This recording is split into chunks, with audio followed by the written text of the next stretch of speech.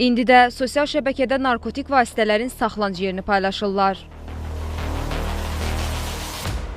TikTok platformasında hesab açaraq psixotrop maddələrin satışını həyata keçirirlər. Səhifə idarəçiləri əllərində müxtəlif növ vasitələrin olduğunu bildirirlər. Ünvan olaraq da Binəqədi, Keşlə, Əhmədli, Nərmanov və bəzi məkanların adları qeyd edilir. Narkotik maddənin qoyulduğu ərazilər də işarələnir və səhifələrdə paylaşılır. İstifadəçilərin yazdıqları rəylərə verilən cavablarda çatdırılmanın da mümkün olduğu bildirilir. Biz də səhifənin mesaj bölməsinə yazaraq məsələnin nə dərəcədə real olduğunu öyrənməyə çalışdıq. Bildirildi ki, qiymət məhsuldan asılı olaraq dəyişir. Bir saata da istənilən ünvana çatdırılır.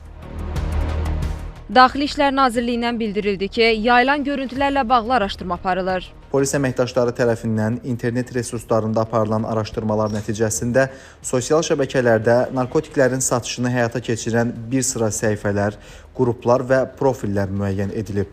Qabaqlayıcı tədbirlər nəticəsində son dövrlər ərzində xarici ölkələrdən idarə edilən bu tipli səhifələrin bağlanması təmin edilib. Elbrus İbrahimov onu da bildirib ki, həmin şəxslər məsuliyyətə cəlb edilirlər.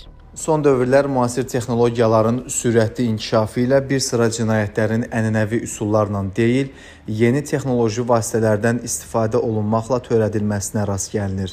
Xüsusilə narkotik vasitələrin qanunsuz dövriyyəsini təşkil edən transmilli şəbəkələrin cinayətkar fəaliyyətlərini kiberməkana keçirdiyi müşahidə olunmaqdadır.